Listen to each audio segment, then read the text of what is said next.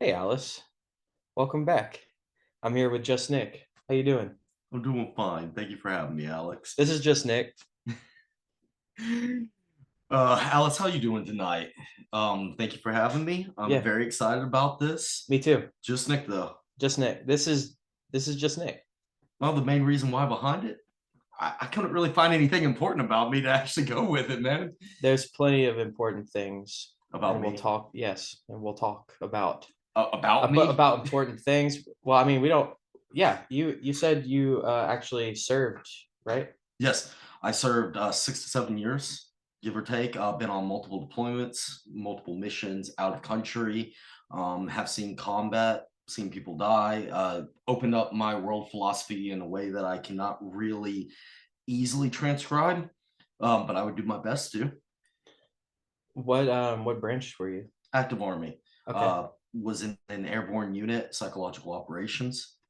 gotcha. Yep. Um, I know it's like cheesy to say, but I only say it because I mean it. Thank you for your service. Appreciate you. Yeah, man. My cousin was KIA in Afghanistan. Okay.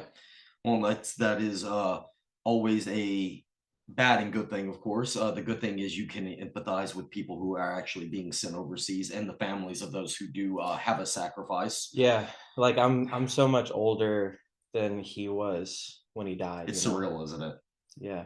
I had a sergeant who was much older than me because I was 18 when I joined. Actually, I was 17 when I originally joined, and he was younger than I am now. I am now 5 years older than him.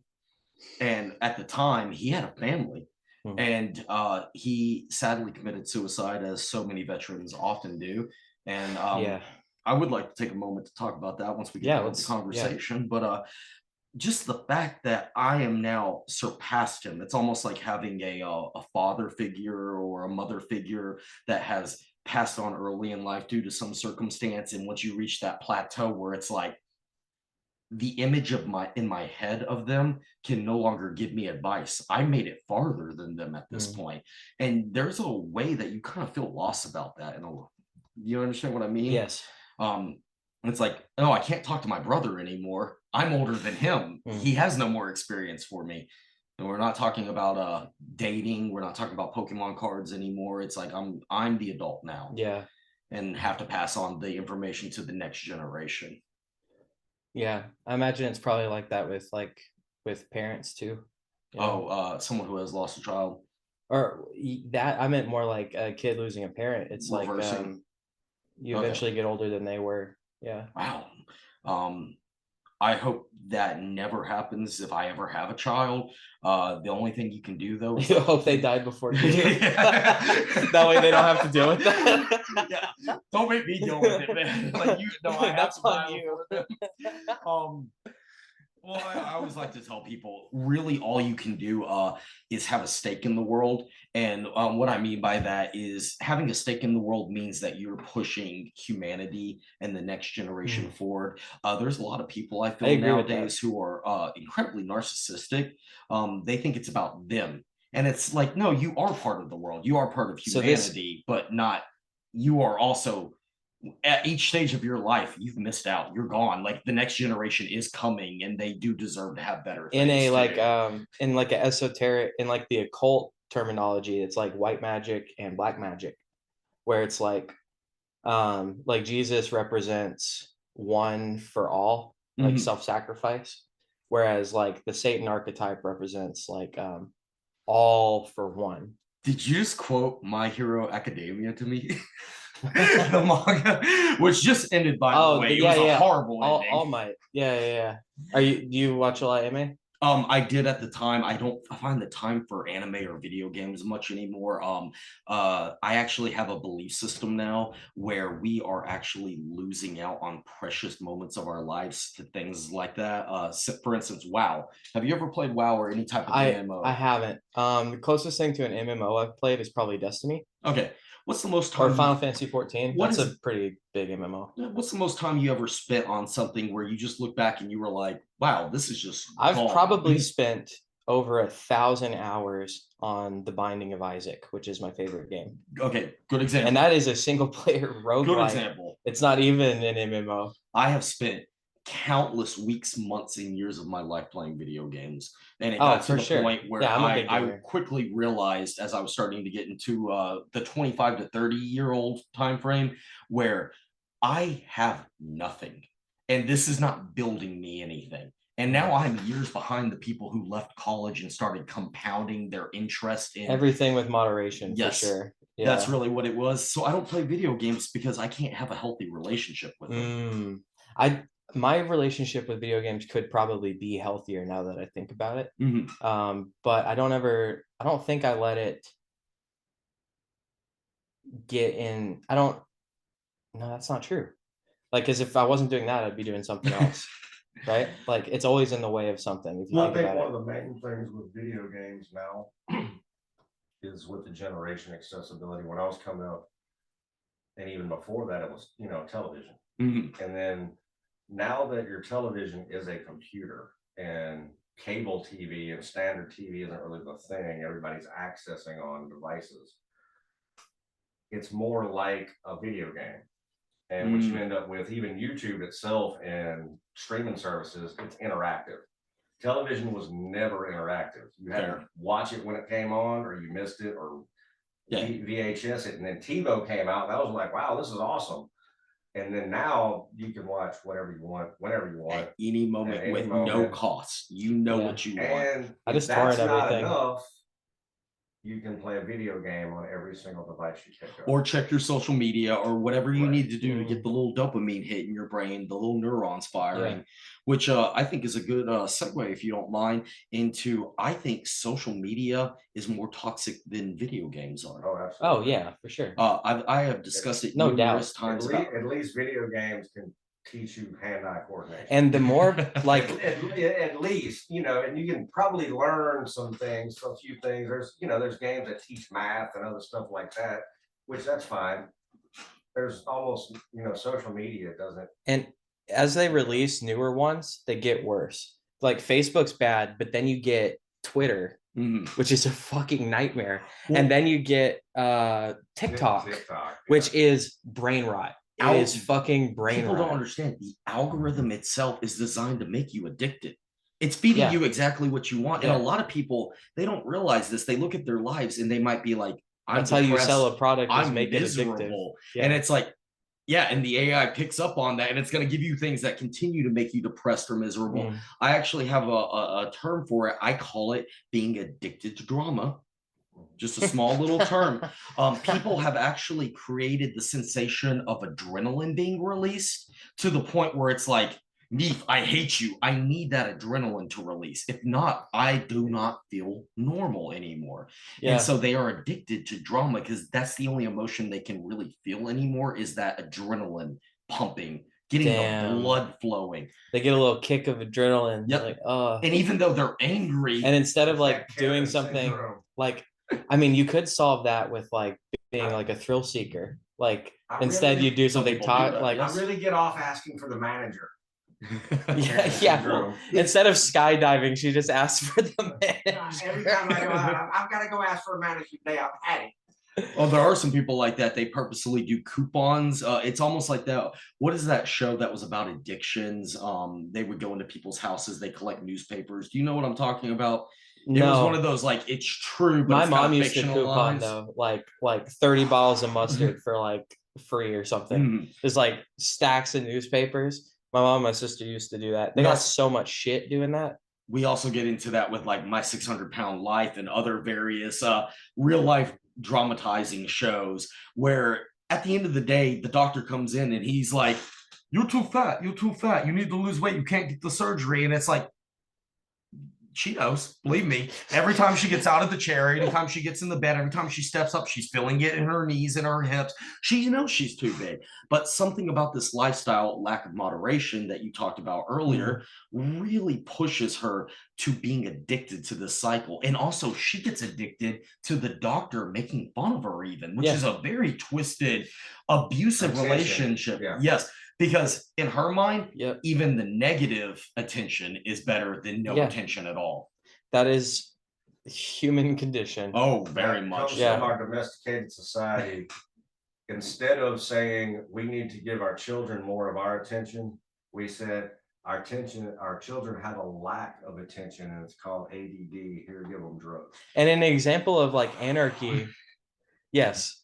And an example of like anarchy, it's not that like this would be a better world for everyone. It's that people like that would not exist because you can't take care of yourself. You're not held up. You're not propped up.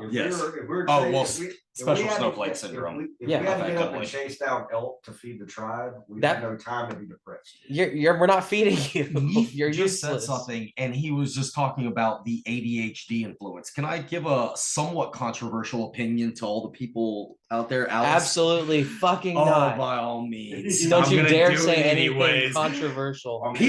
People are actually programming themselves to be autistic. You know, you've noticed the studies where autism levels are rising. Oh yeah, it's like way more than it. Yes. Oh, believe me.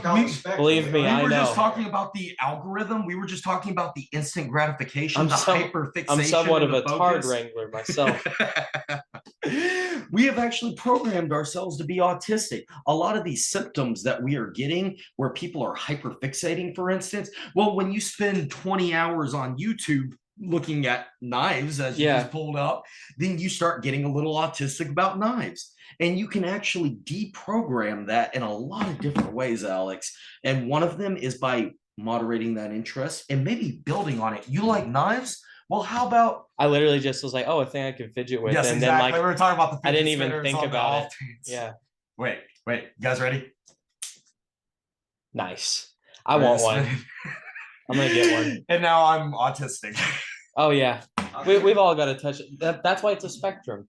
We're all on the spectrum. We can, just some vastly more than other. We can moderate this autistic response though with a little bit of cognitive behavioral therapy by making this a healthier one. You like looking and knowing about knives. Have you ever considered making a knife before?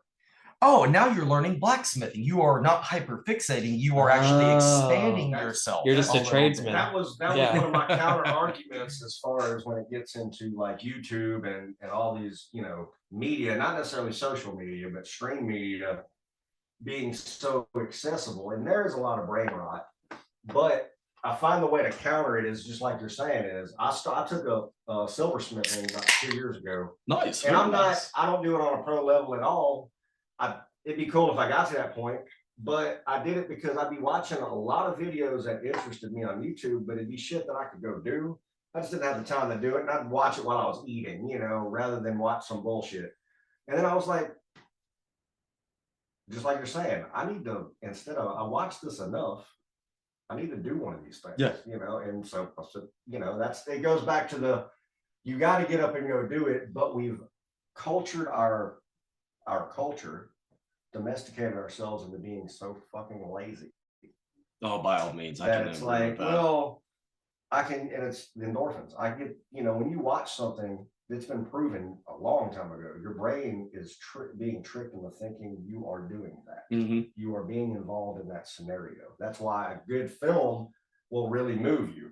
When you're watching somebody do something that you're interested in, that's how you find out you're interested in it. I would say the human body is a machine, and no matter how much you try to imagine you're doing something and vicariously live through these people on your social medias and your special little interests, the machine part of you, the biomechanical part of you, gets more endorphins and gives you more lasting effects by actually doing, which is why we got into the fidget spinner craze to begin with. Did you ever build anything? That's a spicy fidget spinner.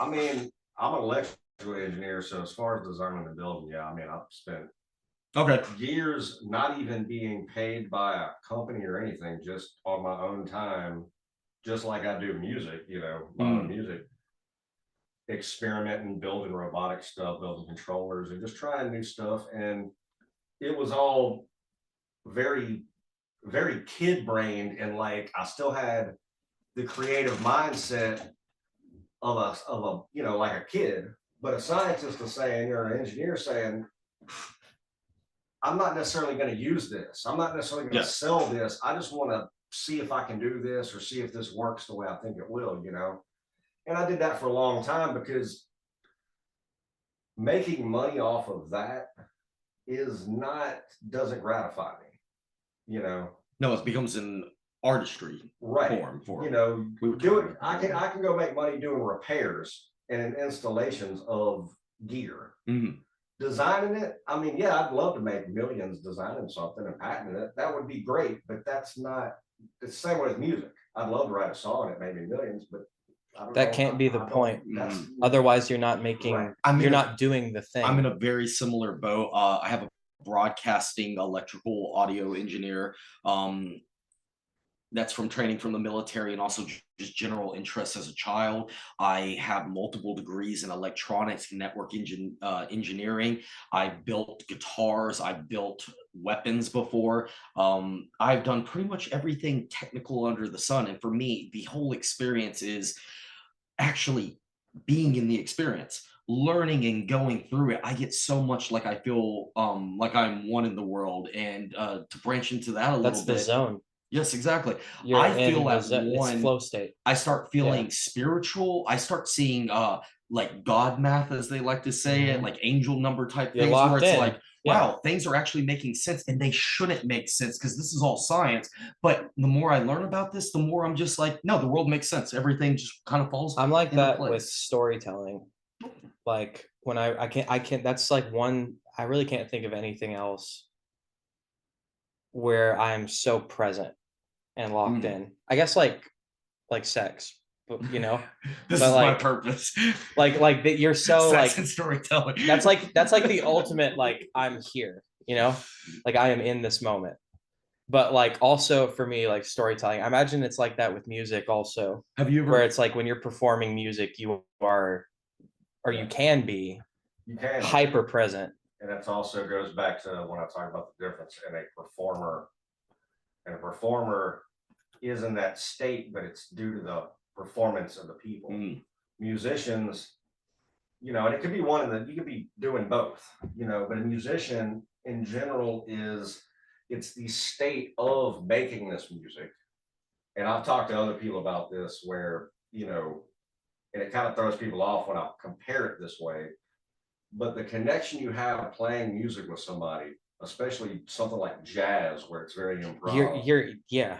It's very that's much telepathic. It is. And you're reading each other's minds. There's a closeness very similar to a romantic sexual relationship. And it's not like sex, and it's not like no, but it's very similar. But that is, you can't compare the closeness to much of anything else. There's a you have that person in the audience who's just staring at you, and for a moment as you're passing over the crowd, you see that little person just like staring up at you, and for that briefest of moment, it's like, we're connected. Yeah. And that moment might be over in a second, but you just got that energy of just like, woo. And you can actually, there becomes like this uncommunicated pathway with both of those interactions.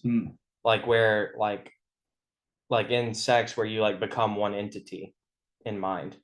And then like that kind of same thing to speak to the closeness you're talking about with how comparable they are is, well, you've combined, like you are the same thing now. We're all in, like with music, like filling a fucking stadium of people. And even, that's the other thing, even if there's no, and they used to do this at like the Colosseums too. Yes. Like the Colosseums were like that. Like that is fucking power. Yeah. That is but power. You have to come together with each other first as musicians and reach that point. And without that there, you cannot get it across to the crowd. That's why these great bands, especially back in the day, that perform live would completely blow the crowd away. Now it takes so much technology. You were like, did you see her amazing stage show? You don't want to don't say anything about the band or the music that was pounding or really the message that was coming through. One of my favorite shows ever, Ozzy at the Budokai in Japan. We're talking old Ozzy. We're talking this is like 2000s. All right. And you know, we're talking Ozzy. You saw Ozzy Osbourne in Japan? No, not me, but I'm saying this is a show that I'm talking about where he still has the energy. The Japanese people loved Ozzy, and Ozzy was having so much energy. And you've seen Ozzy. Everyone's saying, he's already old by this point. You know, Ozzy went out there, and it was almost like he was just like a transformer, and he was just like Mr. Crowd, like, and it was just, and he was in it. Oh. And then the moment that song was over, he would kind of like suck in just a little bit again, and it was back to like, Japan, I love you. You guys are so awesome. And he was just a little shaky again. But the fact is, when the song came in, he knew the people loved him. They wanted him at that moment. And you're right, it's not sexual, but it's as close to sex as we could possibly get to. It's the same kind of connection that is, it's the same. You cannot word this, you cannot really set this up. Musicians can set it up, but it's like the story of Led Zeppelin getting together. First song that they played was Train Kept a Rolling. And I don't think that's right. Yeah, I think something like that. And they all knew it because it was standard. Yeah. And you know, they talk about their first rehearsal together was the four of them getting together. And you know, Jimmy Page had played with John Paul Jones, and that's who initially got it. And he had gotten in touch with John Bonham, and instead of hitting up Rod Stewart, John Bonham knew a guy who sang with him, Robert Plant. I gotta pee. So you guys when keep they all going. get together and play this first time together, the power that they all felt, they literally all knew. Oh yeah, we've got something here, you know, and that, especially nowadays, it's so accessible that, you know, and social media really did this, made everybody think that they can, you know, everybody can be a musician, everybody can be whatever they want to be. Oh, the accessibility nowadays is absurd, Dave. To assume that you're going to just immediately do what somebody has done years ago because you were that passionate about them, you know, it's like, I love Zeppelin and Hendrix and all these greats so much because I realize it's not that I'll never be that. No, I'll never be that. It's that I shouldn't ever try to be that. Well, you shouldn't have ever done that to begin with, man. That's their path. Right. I should do what I do, be inspired by them. And then the occurrences that happen, I learned that through jazz. Yeah. The jazz philosophy is jazz ain't a music, it's life. It's happening as it goes on. So you can write what you want and we can all go over it, but when it's happening, it's happening. And you got to react to it, you know, and that's what, you know, and that's the same way with life, and that's the expression of that. Can I interject? We're doing some music engineering right now. I don't like playing at all.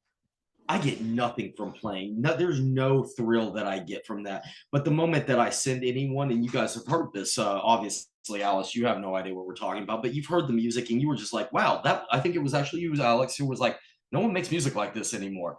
I was over here taking drum beat machines and running them through speakers and re-recording them and then putting them on there. And everyone I've let listen to that immediately was just like, oh no, this is really good. We really, really like this.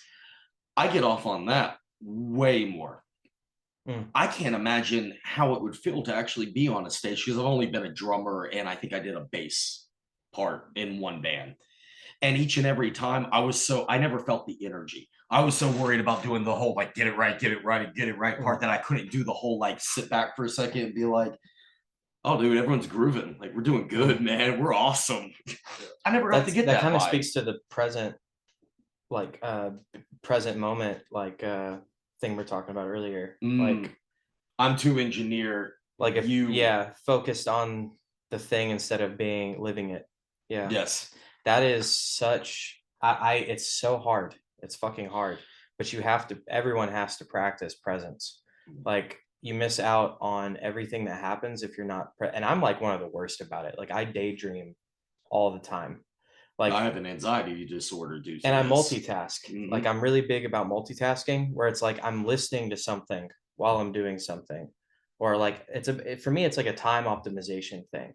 Okay. It's like I might as well listen to this podcast while I'm doing this thing. But what that actually does is it splits your focus, and you can't do either of the things well. It's been scientifically proven that we cannot multitask. We think we can, and people will tell you it's scientifically proven your brain cannot multitask. You are flip-flopping faster than a computer usually because you're doing you're doing one thing at the same time, but going like that. Yeah. You're going back and forth. You could be doing 5 things. I do 5 things at the same time. No, you do 5 things in succession over and over and over again.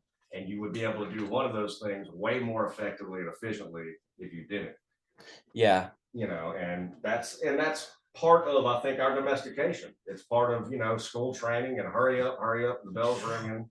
Well, you need to be first, raise your hand. That brings up an interesting point. Before that, though, you were talking earlier about like building things and like that's spiritual aspect to being like, that is the zone. You are doing the thing. Like some ego. That's like an ego death. Yes. That's like you are that operation. Alex is bringing up the fact that we were talking about ISTP or no, I was talking about earlier in the episode when you were talking about having a spiritual interaction with it. It has to do with that too, the MBTI stuff. But I think you said it earlier on the show where when you're just really into an interaction, there's like a spiritual aspect to that. And that's everything's in the zone. You've reached singularity almost, or it's close to it. I did want to bring up real quick, man, while we were talking about that, and before we can move on to other topics, we were having a discussion earlier about MBTI personality types. And Alex, what was yours real quick? I'm an ENFJ. And you said you're an ISTP? Yes. So we're exact polar opposites. And this is a good example because I'm judgmental, artistic, and you're perceptive. Yeah, artistic. He is a sensory feeler, and I am a sensory. And then we talk about it. I get no enjoyment from the whole idea of people watching me and everything. I get all the enjoyment from the technicality and feeling of the music itself. While you as a feeling type might get more enjoyment from the actual people enjoying your music actively. I'm not a musician, so I don't know. Well, you've done some music stuff, I'm sure. No. Never hit a tambourine. Not yet. Well, big things coming soon. Big things coming. Big things coming. Oh, you gotta do that. So while we're moving on that, like, I want to say, did you brought up something earlier about people talking, they need to, maybe it was on the 600-pound life conversation, they always need to do the gratification so that they always are important. And even that personality type conversation we were just having is a way for people to feel important about themselves. I'm an ISTP, you're this and that. Yeah. Do you feel it's human nature for people to categorize themselves? Oh, absolutely. Okay. People need to, and it's a problem. It's a bad thing that we do this. I don't know that it's human nature. I think it's part of what we evolved from. I will say, it is, I would say it is human nature because we evolved with pattern recognition. Right. But I also think it's domestication of the species. But that is the way that we go, though, is the human brain is wired to serve something, which is why we develop these cultures. And even if we were talking about that the other day. Yeah. Every human serves a higher purpose, and it's unavoidable. That's just how we're hardwired.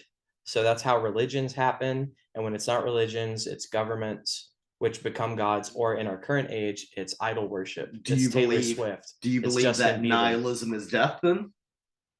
If every human needs a higher purpose, then is nihilism? I think it's unavoidable.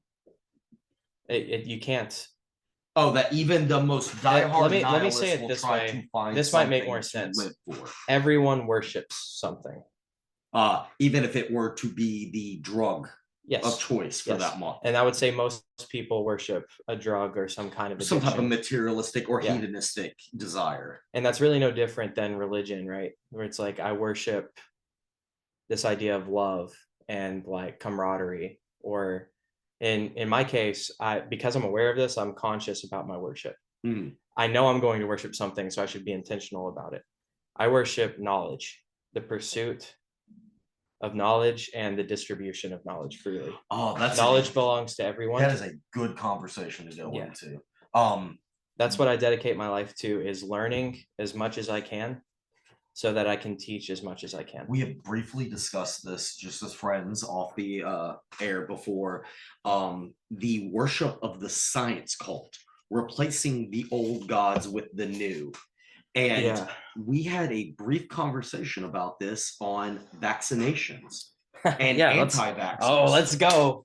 Let's go. So there is a widespread belief that vaccinations do not cause autism. Did we have that conversation? Yeah, and like just look at where we are now. Like autism. I heard something interesting today. It said while there is no proof that vaccines cause autism, there is also no proof that they don't. Yeah, It has that never is been what proven that they that do is a good not. point. we got into that. And it's So because they've never really tested whether or not they cause. I wanna interject on that. It feels like more people Why would they are test autistic than not these days. we do have proof. The problem is that they're not linking the studies together, and that's Okay. what we got into. Okay.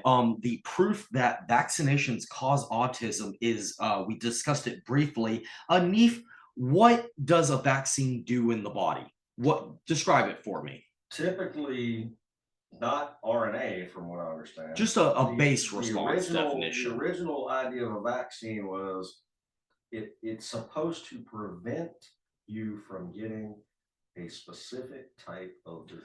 And how does it do that? I'm looking for a key word here. Understanding, from what I understand, originally it was by introducing your body to a dead version of the said virus or bacteria, and your body would build its own natural immunity. There we go. Because a lot of things, even toxins like a wasp sting, won't affect you the first time. Your body has to recognize it, acclimate it, and then, like most illnesses, this is real controversial, you are dealing with a reaction to your body fighting the foreign toxin that is in it. Neef just gave the answer That's on why why vaccines cause autism. You.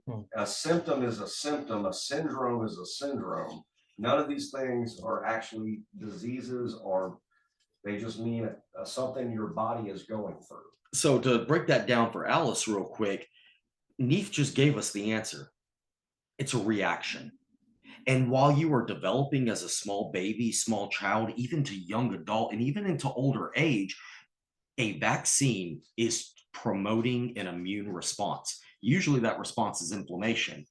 Yeah, you were telling me this. Yes. Like it inflames around it.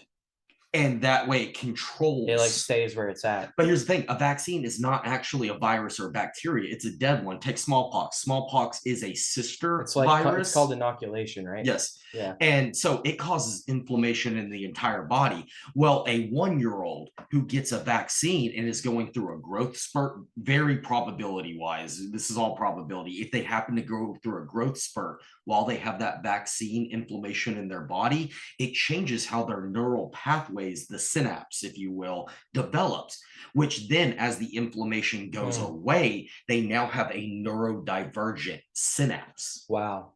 And this is actually proof that vaccines do cause autism. Wow. Okay. Interesting. Does. It makes perfect And also that inactive lifestyles, bad foods like fried foods that cause all the other cancers that we've all heard of, all those things also cause autism.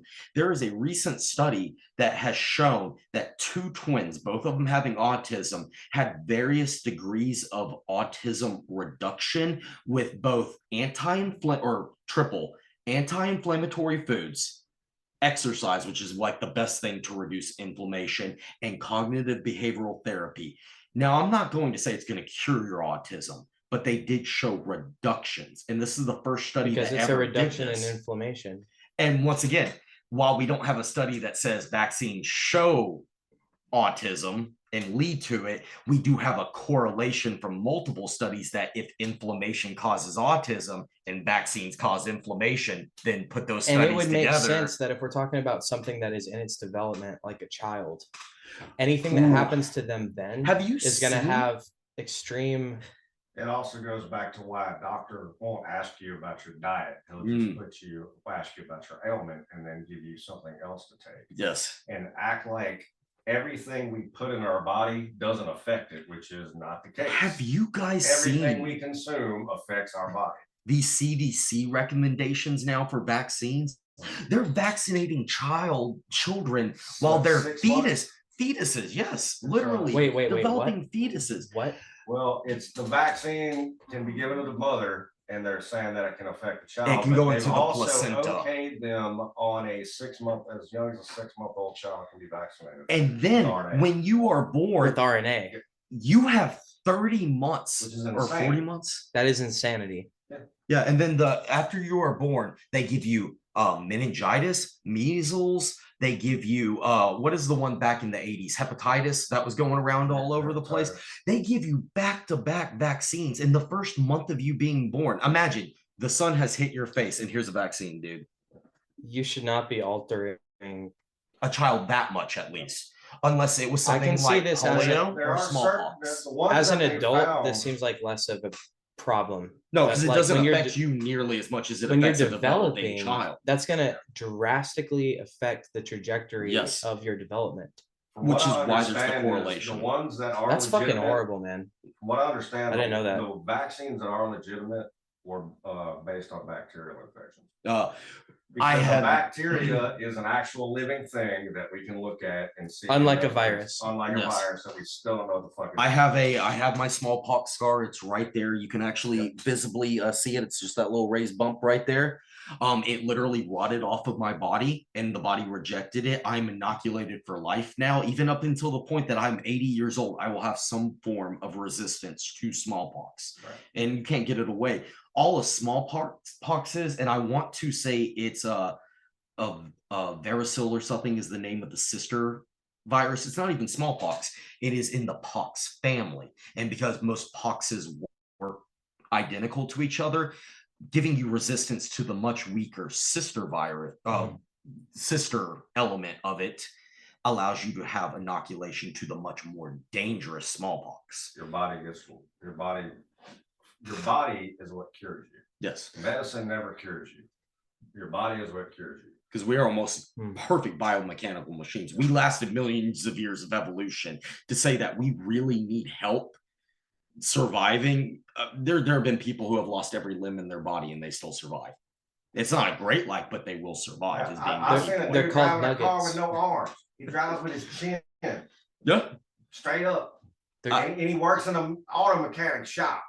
He's a fucking gearhead. Loves his fucking I'll bite your legs. I'll bite your kneecaps. Have you seen some of the cars they got now? I got a friend, no legs or anything. He is literally just upper body, and he walks like this on his arms. But he's got a car that it opens up like a van in the back, except there's a ramp that goes all the way to the front. It looks like a transformer thing. He's just like, he gets in there, and he's just got his control panels up here, and he drives the car like this, like it's a video game. And he gets all over town like that. When I was a little kid, it's just crazy to me. Jehovah's Witnesses, they knock on doors all the time. And when I was a little kid, I had what's called a return visit, which means you can keep, like, you knock on someone's door, you bring them magazines, and then they're like, yeah, you can come back and bring me more magazines. And so when I was a little kid, there was this old man who had no legs. That would walk around like that, and he was my first return visit, and I took magazines to this guy from the time I was 5 years old to like 12 years old, and he taught me things, like, and my parents would always, like, he would always say every time, he's like, I don't agree with everything that's in here, but I'll read them if you keep bringing them to me. I think information is good information. I think they're interesting. It's very interesting. I'll definitely. And so I did that for a while. And then when my parents told, like, the elders in the congregation and like other people in the congregation, it's like, wait, you're like 6 years old and you keep bringing this old man these magazines all the time. Okay, well, we should send someone with you, a different person each time, to like talk to this guy, because they're trying to convert you. It's a cult, so they're like trying to get you to come. So like my like grandpa went with them, and like every old guy in the congregation, like it became like a thing where this was an anomaly figure that they wanted to talk to. And like he was this old man that lost his legs to polio. What's funny, we're talking about vaccines right now. But it was so sad Fuck because COVID, get the polio vaccine. That's one that can actually mess you up. I saw this old dude from the time I was like 5 years old to 12 years old, and his wife was really old too, and she got bad Alzheimer's. So I remember her answering the door and not knowing who we were, even though we'd been coming there for years. Mhm. And when she died eventually, he stopped wanting us to come over all the time because I thought he would have wanted you to come over more. he That's usually just when people are desperate for. no, at that point he was just like, fuck it. Oh, he's broken. Yeah. Okay. Like this dude this guy lost his legs when he was 12 years old. Yeah. And this was an old man. Mm-hmm. I mean, his wife was dedicated to him. Yeah. It's funny you say the once she was gone, he was like, I don't give a fuck now. lack of leg use and everything reminds me of the artist Andrew Wyatt. You know him? No. Wyatt was a very famous artist. His father was the one who did the original pictures and drawings for Treasure Island, the old book. And Andrew Wyatt was a really, really famous person. Or is it C.W. Wyatt? It's the younger of the two. That's the son. And they had a next door neighbor, and the woman dragged herself on the floor. It was an older couple, and she, I believe, if I remember correctly, loss of use of legs from polio. And they put newspapers down, and she would just make where she made on the floor. Wow. Picked it back up with the newspapers, and they didn't think anything of it. People back then just got polio and just lost their legs or the use of them effectively. Apparently it was a thing, yeah. And there's a very famous painting of her in a wheat field, and she is desperately crawling towards a house. Christ. And it is one of the most beautiful things I can imagine. I recommend you. Wyatt is the artist's name. Please take a look. Andrew Wyatt. Okay, we'll look at it after the episode. Oh, it's very wonderful. Well, like I said, or C.W. Wyatt. I can't remember. Yeah. It's just Wyatt is the name of one of them. So, it's okay. I'm gonna segue a little bit here. By all means. Let's talk some philosophy. Specifically morality. Is morality a discovery or invention? Well, that is a philosophical question in general. The very basis of philosophy is to continue to understand. So while we could be arguably born with some form of innate philosophy, for instance, our oxytocin released by the mother into the child during childbirth, for instance, and the whole peer bonding from child back to breast tissue releases oxytocin, which develops love. And from that, the husband releases oxytocin to the wife and vice versa as he provides, and she, like, oh, you're such a good husband. And eventually that oxytocin rubs off from the husband to the child. We have our first basis of a philosophical, do you love someone? We usually think about that, and we determine, yes, I love my parents. From that initial spark and flame, which was a very biological process, we really start to branch into, well, do I even love things? Because that's a chemical process. While love is much more of a romanticized notion almost. Love is, I would say, love is not a feeling. It is a state of being. Okay. And it's represented by, okay, so actually, we'll come back to this, but this leads me to another thing. What is more important, intention or result? So let me give you an example, okay? Let me give you an example here. I trip and accidentally hit you in the face. Is that better or worse than I purposefully swing on you and miss? So in the instance where you trip, you hit me in the face, but it also like takes out my eye in some dramatic fashion. But it was an accident. I would argue, or like I try to cause you damage and miss. This is why we try to make the basis of moderation, because good intentions don't mean anything when your population is starving. So you would say result is more important than intention. But when I say that, I mean barely. Like 1%. I'm talking it matters because fair enough. Without food on my table, we will devolve into animals. Okay, and it's eat important each other. to survival, which is why it's more important. Result is more important because of survival. One of my key beliefs, if this gives you any, Alice, just so you're aware, I am a classical cynic. Civility is the term. The only thing that stops me from taking this knife right now and just, popping it open and taking you out is the fact that we're civil to each other. There's a base civility here. If we were not in a civil society, I would fucking kill you right now. I'm not saying necessarily, but is it not true? That's the only thing stopping me. Neef, how many people just pissed you off one day and the only thing that stopped you was like, no, there's other civil people around me? Think about how many times today? How many times today? Yeah, how many times a day? How many times?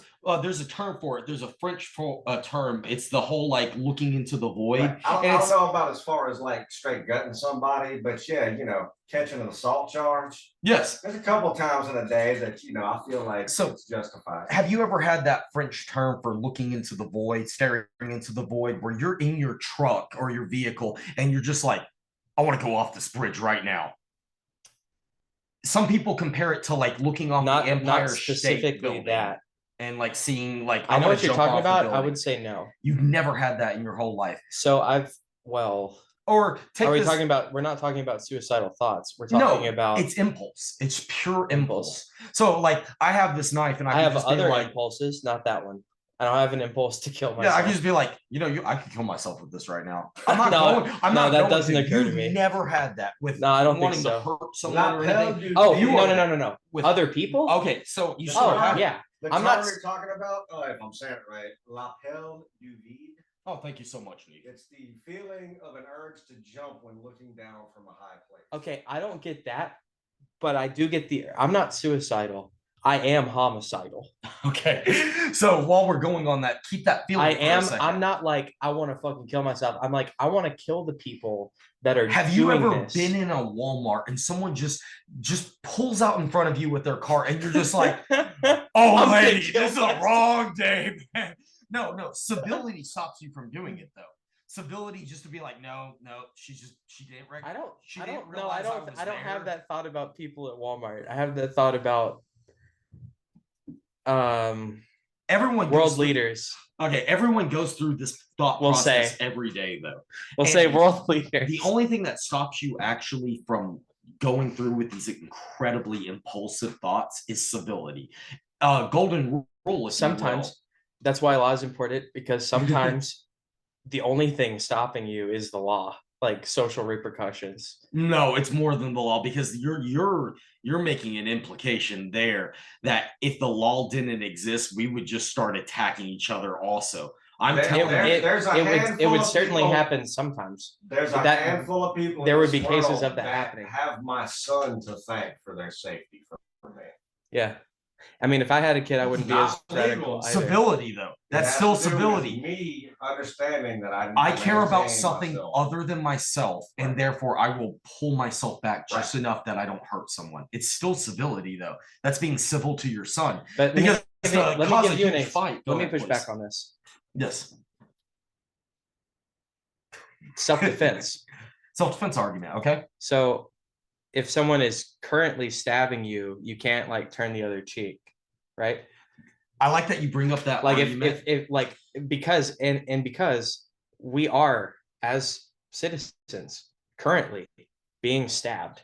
You know what the actual correct answer there is though? Anything I do is self-defense. Do you know what the actual correct answer there is though? If someone is so crazy that they actually attack you at complete random, you have a civic duty to end that person's life because they are that much of a danger to the greater I would agree societal with good. You have an obligation. That's being civil to the rest of society. You could say like as a man, but as a capable, as a good human person, as a member of this group, of this society, you have a moral obligation. You know what the difference was? To take care of that. Do you know what the difference there was, though? They were not being civil. Because if they were civil, they would have never had this situation happen. I understand what you're saying. I understand what you're saying. It's just a core belief of mine. I believe that no matter how much someone pisses me off, as long as you do not actually threaten my partner, my physical health, or my dog, my things, my possessions. Because there is an argument that some people use. It starts with your family, and then it goes to your village, and then your state, and then your country. The reason I want to bring this up, there's a argument that some people use that it's like, oh, that's just things. You didn't have to hurt this person. You were just protecting things. What is the most important thing in life? What is the one thing that we lose no matter what happens? It's only one thing. It's time. Yeah. So if you were to break into my house and steal my TV, you didn't steal a thing. You stole my life away from me. I worked for that thing. Yep. I will never get that That's back. a good point. Yep. And so your possessions are a symbol of your time spent. Yes. I also looked into nature, and you see animals in the animal kingdom maintain possessions, and they maintain ground. I don't believe that we should have acres and acres and acres that one man owns. Completely different argument, but I do get what you mean. But you do not need excess. But me with my little hovel of a 900 square foot home, that's my home. And you come into it, Neve, well, we're gonna have some. And this is where talking words about it. We're talking about we're getting into like anarchy and the volunteerism stuff now, because okay, so like something actually Neve presented to me, they like really changed my perspective on things, is property and the idea of property. Okay. Because like in civil society, we have intellectual property. Copyright infringement, trademarks. But something he said before is like, let me throw in real quick. And this is something that both sides of the aisle argue with me on. When it comes to pure anarchism, as I call it, the idea of physical possession is completely fine. Intellectual property is bullshit.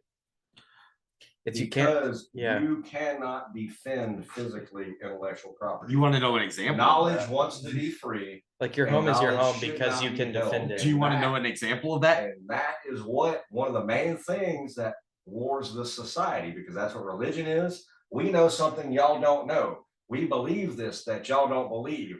This is all words of knowledge. If it was all free and open. I did a little bit of shit posting a couple of years. You remember FTPs? I had somebody who had a little cockatiel, and the cockatiel goes like this. And FTP? You mean NFT? NFT. Wait, say it for me. Oh yeah, not FTP. I said file transfer protocol. Oh no. When I hear FTP, I think fuck the police. No, FTP file transfer. NFT. Non-fungible token. So there was a little cockatiel and it's dancing around. You know what I did? I screenshotted it and then I edited it so it fit perfectly as is. I was like, that's mine now. And the guy was just like, no, I paid for that. I was like, no, it's not. It's mine now. I literally just screenshotted it. That's the whole thing about property is like, it doesn't. Intellectual property is the main also thing. They talk about piracy. If someone takes that from you, you wouldn't download a car, would you? Yeah. But fuck yeah, I would. But you know what? If I could download a car, I wouldn't have stolen it because it would be a copy of the car. Exactly. You could have 3D printed the car. They still have the car, so there's no way I could have stolen it. That is technically one example of a true victimless crime. And I want to get into that real victimless quick. Crime, yeah. We've discussed this a little bit in the past, Alex. Victimless crime. Do you think there's such a thing as victimless crime? Because I'm going to say that might be the only example. I do not think there's any such thing as victimless crime. Okay. I want to talk real quick about people stealing from big businesses. Just real quick. They always like to say that this is a victimless crime, except for one factor. The big business uses the insurance to pay for all of those things that were just stolen. And they do this every year. Every time a little punk kid out there steals a little piece of makeup, for instance, they put an insurance claim on that. Yep. Guess who pays for the insurance the next year? Us, the law-abiding citizens. Wait, it's like in our taxes? No. Insurance in general is raised. The price of insurance to cover the loss. The price of all the insurance claim. The price of but all also insurance. I didn't know that. Yes, it does. Keep in mind, major corporations do get government subsidies. Thank you. That is another point. your local municipality gets subsidies from the federal government to combat excess crime. So if you don't have any crime in your fucking city, the federal government don't give them no money, so the cops don't get no cool new cars. A quite literal example citation for this, the Black Lives Matter riots, as they truly were riots. There was a Walmart and Targets that were burned down. You know what Walmart and Targets said to the people there? We're not rebuilding We're not this. coming back here. And then immediately the people were like, where do I get my food then? And they were like, not my problem. You The burned Walmart- down the building, man. the That Wal- happened in Philadelphia or Baltimore. It was one of those areas kind of. The thing Walmart going on. close to here Mhm. that he and I go to, like, I'm surprised it's still there. Let me finish that thought. So they Go- burned Like, they burned down the Walmart. Then the people are like, Walmart doesn't give a fuck. They're like, oh, you steal enough, we're just not no, they coming do. back They here. do for one reason. We'll get to it. So the Walmart got burned down. Then the people were like, where do we get our food? And then the government used taxpayer dollars to tell the Walmart to incentivize them to rebuild Wow. the Walmart. So there is no Wow. such thing as a victimless crime when you talk about theft and rioting and interesting. burning. Now, don't get me wrong. Are corporations abusing certain privileges? Yes, we're all going to agree. I think we're all in agreement here. But However, the victim is us when we steal we from are a major still the corporation. victim. Yes, we are not in a victimless crime scenario, man. It is extremely depressing because as much The as I solution want to that, though, the people to take the power, That's what I was about they're to taking say. it from me, and I got no power. Why are you taking it from me, The man? solution is not the solution Yes. is not to steal from Walmart. The solution is to Still go to Threat- Martha's Vineyard. Still threat- directly from the like- people in power. yes. That's kind of where Yeah, I I'm know. going with that. That's why I was saying it. Because You just said it in a At the end of the day- in a less incriminating way. The scariest way to do it is to stop shopping it anywhere, and the way you do that Oh, is thank by you. growing your own food Ethical and learning consumerism. how to voting with build your your own wallet. things. Yeah. And Yes. also stop the need for the excess consumerism. Teach your children that they don't need the sprinkles on the fucking donut. Teach your children that they don't need every single episode, I would or let you every get- single movie, or every single No, they one of don't. these. They really don't. I would like you guys to know everything you've said is so racist Oh, I hope so. and so It's and so sexist I was and born so into the transphobic and you so just adapted it. and so Islamophobic. Everything that's been said today is it's all the icks and ists. Have you guys heard about this whole thing where it's a sustainable buying? This kind of goes into his. People are buying like vegan leather, for instance. Have you ever heard of this? Yeah. You know how long vegan leather lasts? It's like cheap plastic, right? It's like 2 or 3 years. Yeah. I've had these boots right here, Alice. For 8 years, they will last another 25, 30 years if I'm lucky. Sustainability also means good money purchases. So these boots were $100. Right. Vegan leather, $60. So wait, Right, Nick, right. you just spent $40 more. Yes, but I also get 30 more years. Ethical consumerism is smart consumerism. Exactly.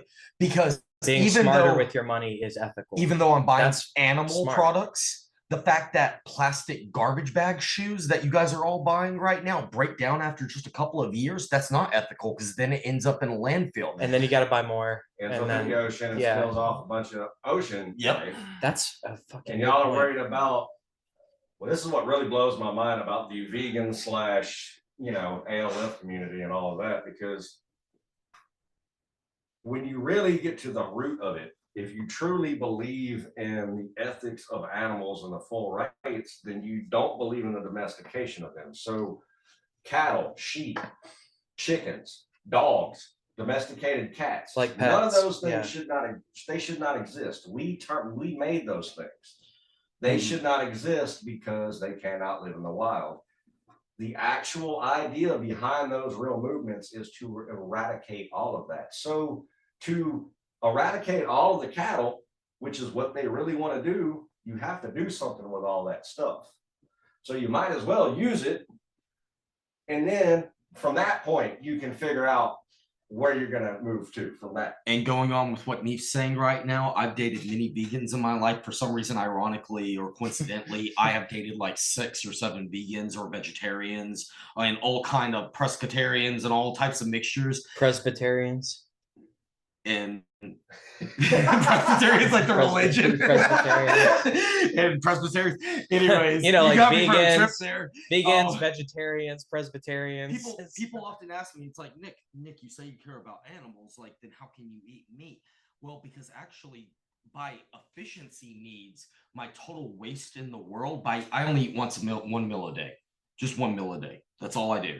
And I eat 1 portion of meat. It's the least amount for the most package that I can get. I'm reducing my plastic waste because all those little vegan products you guys buy, guess what? They come with all the plastic garbage that you guys wrap them in. And yeah, that vegan sausage, guess what? That plastic little wrapping, it goes in the landfill. 1 meal a day. Thanks, vegans. I take that chicken breast, I put it back in the refrigerator in my little reusable Tupperware container, and then I cook it the next day. It reduces waste, which then allows for a more beautiful planet, more sustainable living. Does an animal sadly lose its life for that? Yes, but also we can appreciate the fact that the animal sacrificed itself for a more sustainable future for our planet with less waste. And it really comes down to an argument of, do humans need to eat meat? Arguable. Do humans need to eat as much meat as the average American does? We eat way too much meat.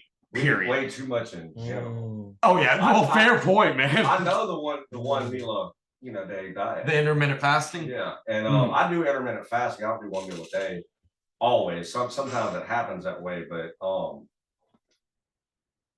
but I also don't. The philosophy of me is, people ask me, I'm not vegetarian. I eat fish. No. The words around it, yeah. But it's I don't look at what the label is. I go by my knowledge. They're like, what are you? I'm a nephist. It's like, I do what feels good for me. It's like, oh, you're a pescatarian. It's like, no, I'm a human. Yeah, I'm a human, and I just like this diet. Yeah, and it's that simple. And these the terms, identity stuff is a huge problem. These terms are good at a restaurant. Yes. When I go to a restaurant, I'm like, look, I'm pescatarian. So I don't have to explain it all to them, but they pretty much know, okay, this dude doesn't want any meat on the menu except fish. Except fish, maybe eggs. Maybe that should be, wait, why not make that your whole personality though? Dude, that's awesome. What if we make an Instagram group where we bully people that are not that personality? What if you're nothing but pescatarian? Alex, I have this gap in my life. I've had this big gap in my life, and I haven't been fulfilled. And I think you figured out how I can fulfill it now. It's not through music. It's not through family. It's your food source. It's through bullying other people into believing what I believe. This is true of consumption. Oh, this is true of anything. Like there's being gay. And there's being gay. You know what I mean? Oh yeah. It's like, well, are you anything else? Like, because that seems to be like your sexuality is not your personality. How many That's so stupid. Have you sucked today? At not 20 like me? It's the only thing I think about. I am nothing but gay. Nothing else in here. I always like to quote Danny DeVito from Always Sunny. They have the episode with a glory hole in it, and Danny DeVito says something along the lines of, some dicks can't be unsucked. And that's generally a philosophy I can get behind, where it's like, hey, dude, you bisexual, you gay and everything? Like, okay, that's fine, but some dicks can't be unsucked. Just be aware. Like, that's a real thing that happens. You can't unsuck a dick. You can't unsuck it, so be careful which one you're doing, man. Like, ooh. Good advice. Okay, so back to moral philosophy, because we never... what is more important, intention or action? You said action because of survival. The littlest bit. Yes, because it actually is necessary. Okay. Can I give a real world example of that? Yeah. We are drastically reducing resources on the planet, right? If we do not start space mining asteroids, which where we get water, precious minerals, all that stuff from, asteroids are our friends. If we don't start doing that within, I think it's 500 years, then the human population would dwindle so much that space travel and space colonization, because you got to think, when we start sending people to Mars, a lot of people are going to die for a couple hundred years at least until we stabilize. Yeah, that's like real frontierism. Like Here's the thing: the asteroid belt pilgrims. is closer than Mars is. Yep. If we cannot mine the asteroid belt that separates us from Mars, then Mars colonization isn't even feasible. That's also the idea. If we can't get technology to that level that we can land on an asteroid and mine it, then, which that's arguably maybe harder than landing on a planet. But at the same time, if we can pull off landing on an asteroid and mine it, then colonizing Mars probably wouldn't be that difficult. And it's also probably going to be necessary because where do you stand on Mars aliens? is going to need aliens. Where do you stand on aliens? Finishing up that conversation before we move on to the aliens, I feel like that is an example of action taking over morality. We need to be able to mine asteroids so that way us, the humans on this current planet, do not kill each other over resources, which then allows us time to expand our morality and become better, closer in the philosophical brother sense. But like we no, stand what you're together saying, to though, keep colonizing. No, what you're saying, though, is that this is the action that leads to the best morality. So it all comes back to morality still. But the action is still required. But as a means to an end to achieve morality, Fair. Right? I mean, we might be arguing semantics to a level, but at some point, I don't think in this case, I don't think so, because it's like, okay, back to the fisting example I gave, where I fist your face and I miss, versus me accidentally hitting you. It's like the accidental part. I think everyone would agree is if I accidentally hurt you, that doesn't affect our relationship as much as you trying except to for cause one me case. harm. Except for one case. Say you accidentally tripped and you broke my child's neck. No matter how much I want to forgive you, Alex, the simple fact of seeing you hurts just as much as you just actively punching my child. And my child might be hurt, but my child's still alive. I'm not gonna hate you, but I feel the same amount of pain, if not more. Because let me ask you this then, because that is a very compelling argument, and I see what you're saying. And I actually don't know where I stand on this, but the only thing the only thing I could say is that in that situation you're being emotional and incorrect. No, I'm not. Because the fact is, and this is where the objectivity part is important here, because it's not about how you feel, it's about what is. Philosophy wise, though, no matter what you do, because of how human improbability works, the fact is, no matter how much I try to forgive you and how incorrect I am, is this one thing true? When I see Alex, I feel pain. And if that is many true, people, if that is true, though, then you are trying to put objectivity in the fact that humans are not objective. Look at us. So we are stupid. Okay, well, that answers my question then. Objectivity is, or there's no objectivity in morality. It's all subjective. Well, that's philosophy in general. Philosophy has no objectivity while also being inherently the most objective thing on the planet. Would you say, though, true or false? I'm absolutely morality right. is objective. But I'm absolutely right. Yeah, exactly. Please continue. I'm sorry. But ask true or false, morality is objective. What would you say?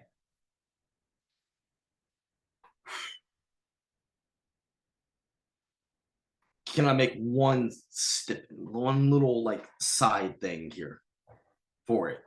Would you allow it? Caveat. Thank you. I'll allow one caveat. There are some base... Where's my gavel? We need my gavel back that Cordy made me. There is one. It's around here somewhere. There are some base things that some humans, by pure nature, seem to find in every culture across the planet. Every culture, with no connection to these cultures. There are some base things. If I had a son, for instance, and you kill my son, most cultures would see that as, I'm going to kill you. But you understand my argument is that it doesn't matter how they feel. There is a truth. No, well, that's why I said one caveat. There are some base human ideas that seem to be almost on a genetic level. We are born with these things.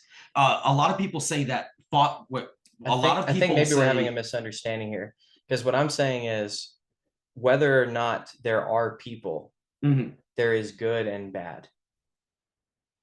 whether or not there are people. Even if okay, we need to back up a little bit further. I think that is false because we need the perspective to be able to see good and Do you believe in evil objectivity at all? Like physics, like 1 + 1 = 2. Well, yeah. Like with physics, I'm very cynical. I'm base nature for yeah, a lot of things. You're logic based. So yeah, like there is objective reality, like hard sciences, where it's like we may not understand how physics work.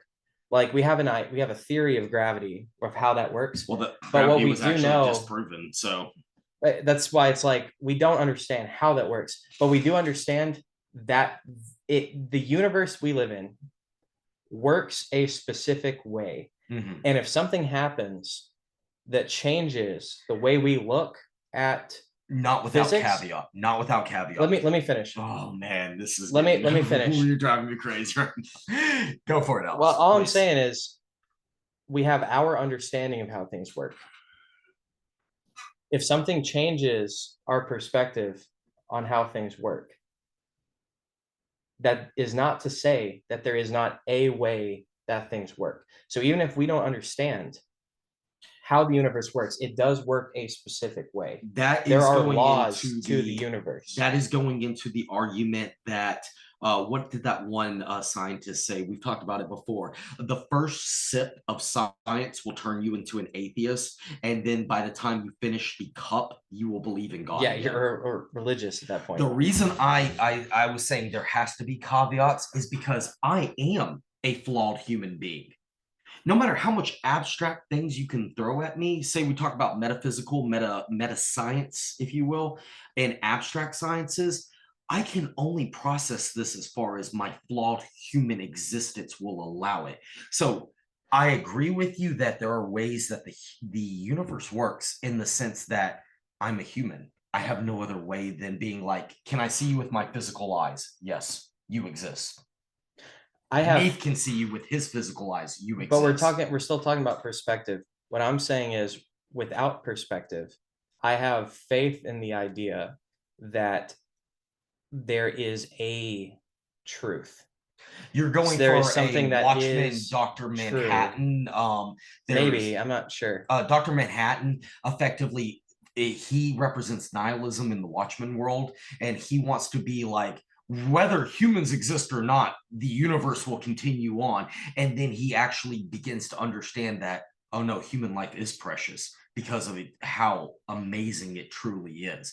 And for human life to exist in all of its amazingness, some laws of nature, if you will, that you're prescribing to this. I'll give you an example of an example. 1 + 1 = 2. Yes. Even if there are never people. Well, yes, because we can mathematically prove it. And if there are plants, a plant has multiple cells. 1 + 1 cell equals 2 cells. Even if there's no one there to prove it, even if there's even if there is no perspective, that is true. Small devolving into the conversation, a little tangent, a little side thing. I am a cynic. Cynics believe in base nature. There is no point philosophizing this because without human perspective on the plant, none of this matters anyways. But okay, I understand that you don't think it matters, but asked whether or not it exists, what is your answer? You can't just say, I don't want. No, I'm not saying I don't want to. I'm saying that what you are asking actually doesn't. It truly doesn't matter in the sense that if human perspective does not exist on this for us to philosophize in the first place, my time is better spent. Well, will you answer it anyway? Okay. 1 + 1 = 2. Objectively. 1 + 1 regardless of our perspective. Or 1 + 1 always equals 2. Okay, so we've established objective atoms reality. Literally have what? What do atoms have? Little nucleus, and then they have whatever amount. Even without a physical representation, just even if there's nothing to map it to physically, but even as a concept, no. 1 + 1 = 2. If you do not exist, that atom still has a nucleus and all of its little protons and neutrons and whatnot. It doesn't matter if you perceive it or not. It will still have 1 + 1 = 2. Your perspective doesn't matter. It's proving what you say, not disproving. I agree with you that that's true in a physical reality, but also conceptually, right? Like even without an example to put it on, just like 1 + 1 the equals 2. We equation just said it itself. then. Yes, so it's true philosophically, and it is true in the physical world. Only one example exists where that's not true. You want to know what it is? Yeah. Computers. Computers round up. They literally have programming in it where the more that their equations go on forever, like the more complex of an equation, eventually they cannot print on your little screen that you're looking at 3.1 quadrillionth of a number. It will automatically round up due to the programming. Okay, so math gets weird, especially when we get into imaginary numbers. Right. But I do know for sure 1 + 1 equals 2. Without even having numbers to represent it. Yes. That is factually true. Yes, thank you. Alex is trying to get across is, do you agree to convert that to morality? No. I wanted to establish there is at least objectivity in some way. No, I agree. But I was never arguing against that. 1 + 1 always equals 2. We're on the same page then. That was the only. I think that's true of morality as well, and that is where I was eventually going with morality, though, man. Because morality, at the end of the day, though, do you believe that you have a child is dying in a fire? Do you have a moral obligation to save the child? I hope that this answer isn't disappointing. No, it's fine.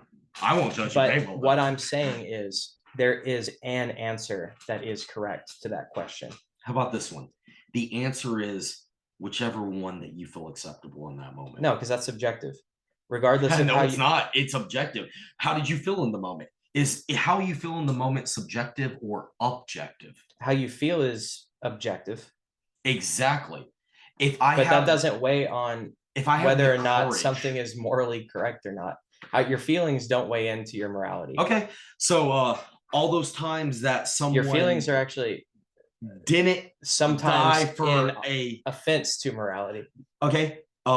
Would you go and die in Ukraine right now? Fuck no. Even if someone white feathered you right now and put it in your little belt and was What's a white feather? What are you talking about? A white feather was a thing that people often mysticize or romanticize, excuse me, for why are you a coward? Why are you not? I would say don't touch me and push them away. But it was subjective. The only thing objective, I would say, what the fuck are you doing? The only thing objective about this statement is literally what you just said. Why are you in my house right now? How did you get in here? That's the objective moment. Is my confusion. I'm objectively confused. But no, you know the trolley problem, dude. You're quoting Charles Manson right now. Now is the only thing that's real. That is a direct Charles Manson quote. Well, that's also true. Yes, because now is the only thing that's real. No, I would actually say it's not that right now. He pulled that out of Asian philosophy. Yes, he did. Not only would I would say the opposite, actually. It's not that right now is the only thing that's true. It's that everything you could possibly conceive of, time, present, future, and things that will never happen are all true. Except for one thing. My perspective is the only thing that says, oh, all that multiverse crap you guys love so much, Alice, with your Avengers Endgame, the movie that you saw on screen, that was the one that happened. So all the multiverse didn't matter to begin with. Okay, sure. In the context of physics, only one thing is true and everything else is false. No, the possibilities were real.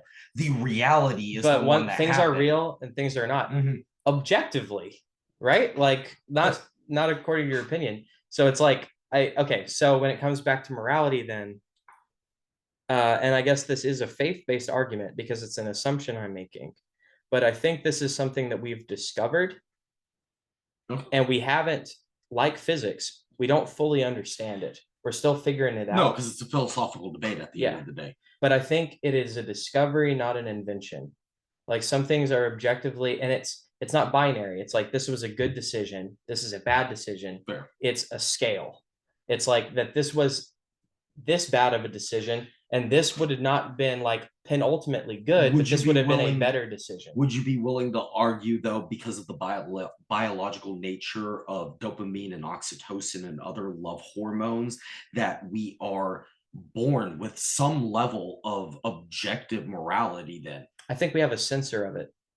We understand it the same way we understand what is around us physically. we are born with a scale of morality, a sensor of what is good and what is bad, and a lot of that is instinctual. It's bad to kill because obviously there's caveats to that, but it is a loss of, okay, let me say this, a loss of life is never a good thing. No, oftentimes in but there old are cultures, times it was there are very good. times where it is a better thing than the alternative. Can I give a slightly better example for you? A human nature to smell death. Have you ever smelled death before? Yes. Humans are revolted instinctually against death, and therefore our personification of like the Grim Reaper, for instance, like how scary death is an actual genetic programming, ancestral blood memory, if you will, of how death equals bad. It is a objective death morality. Is bad. Death is objectively bad. That Yes. is, yes, I agree. Now we have subjectively added the caveat of religion and greater cultural instinct to be like, death is bad, but your father was a good man. Yes. And his death was not in vain because you hold the flame for the next generation. Yeah, you could even argue that him dying in that situation is better than him having lived and not done what he did. Yes. So it's always, exactly, dude. It's always bad, but it's sometimes not as bad as the alternative. The reason that we instinctually run into that is because all life has the desire to continue living. Yes. It is wired into us in everything that's alive. Otherwise, shit would not maintain being alive. From the first amoeba, like much, literally. You know, the basis thing of what we're here to do is not get ourselves fucking killed. You know, and anything, and I think a lot of this and a lot of the idea of morality or having a certain level of morality could probably be broken down into chemistry that, and you know, it's like the way somebody's raised. Even as a very small infant, you're learning so quickly. All of these little different things, it goes back to survival. Naturally, anything that equates to taking away from survival, causing pain, causing fear, are considered to be bad. Even though we don't know what bad or good means. We know positive and negative. The tiger jumps out of the forest, so we know tiger bad. Right. Now we have learned tiger bad. Objectively. And we tell the story forever. Yeah. That's something we discovered. We didn't invent that. Tiger being bad is something we figured out. It's not something we decided. Yes. It's like, no, tiger jumped out of the forest and took my son. Like, he bad, man. The dude that disagreed with me is dead. Yeah. He said tiger jumping out of the woods not bad. He's not here. Guys, I think the tiger's good. Like, no, I got this. Famous last words. No, man, I think you should carry I gotta pee. Y'all keep going though. Oh my god. Well, Neef, while we're here and we're talking about the subject of morality being subjective or objective, you are a father. Is that okay to say? Yeah. Okay. Did you learn anything, even in the first seconds of realizing, the first moment you realized you were a father, did you learn any inherent ability to be like, I should care about this? Or was it programmed that you should be a good father and you should care? The heaviest thing that I felt was, you know, one of the main things with me is I've been an uncle since I was 10. So a little bit of programming. So, well, this is kind of goes where a lot of people don't think it ends up going because, you know, when you're a biological parent, you'll talk to other people that don't have kids and they'll talk about their pets or being an uncle or an aunt or whatever. And I even felt that way to an extent, but I still understood that these were still not my biological children. So there's a level that I was not going to understand. Okay. The instincts that you feel when you have your own child are mind-blowing because you literally feel the instincts override your mentality. You know, yeah, it's like I've gotten I've gotten angry before, like road rage angry, but not to the extent where I really wanted to run somebody down and beat them to death or nothing. But I'd be like, blah, blah, blah, blah, blah, blah. You know, when you're riding with a child in the car and somebody does some dumb shit, it's a it's like a double-edged sword, or like it's like a split, because you instinctively feel like truly ending that person, because They threatened the child. instinctually they just, even whether or not it was intentional, whatever, you recognize that as a beast. This threatened my offspring. And that instinct is so fucking strong that people don't realize. That's why people really freak the fuck out about their kids. But you also have the civility to realize, and it's not, oh, I don't want to go do this. It's, oh, I've got my child with me and I cannot put this child And put the danger child further at risk. and further at risk. So it's really this crazy thing, but legality is out the fucking window. Oh, no. The whole idea of, I don't blah, blah, blah, blah, no. Which Oh, brings us back to your conversation now that he said that. You notice how legality was out the window. We determined legality based off those two extremes. Someone threatened Neef's child. Neef does not put his child in further risk. Somewhere in the middle there is legality. Because if Neef just is like, that dude pushed my child a little bit, you know, a casual little shoulder bump walking by. That's not, your child was not threatened. Right. You killing that person would be obviously the utmost extreme. Right. And then you actually going out of your way to take your child to downtown Nashville at 4 a.m. in the morning on a Friday. You put your child at risk. Right. That's the opposite end of it. I wanna attach to that and say, it would actually, in that circumstance, if we're talking about the objectivity aspect, it is risk. It actually depend on, and this is so fucked up. It would depend on the child, and it would depend on the person that did it, whose life has more value. It would actually come down to like who is doing more output or potential output. That's one of the things that when you become a biological parent, you will have to determine. But yeah, all that being said, I don't act on morality. I act on self-interest often, where it's like, I feel I don't have to be just. That's a big problem people have in our society, is having to be justified in their actions. Yeah. It's like sometimes you just do shit and you know it's wrong. You know what's worse than doing that is trying to say that you were somehow virtuous in what you did. Like, just be honest about it. Actually, you did something that's not good. No, going with that. I had a friend who walked into a gas station a couple of nights. He was looking around and he was like, "Am I here?" And he looked behind the counter. Dude was passed out. I mean, like passed out like this. Just, and immediately he had all this stuff in his arms and he's like, "I'm gonna jack this. I'm gonna leave." And then immediately he looked down again. He was like, "Oh no, I'm stealing way too much." And he had a natural thing where he was like, beef jerky, drink. And he was like, "I don't mind stealing Compromise. that." Yeah, because in his head, he looked down and he was clearly like, "Yo, this is like $50 worth of stuff. Like, I'm clearly like, this dude might get fired over this. I don't know." Like something like that. You know what I mean? He had a morality moment where he realized, like, I'm gonna steal something, but it would be something that they wouldn't be able to track in case this dude just got in trouble for it the next day, when they're like, "Why is there a $200 worth of stuff gone?"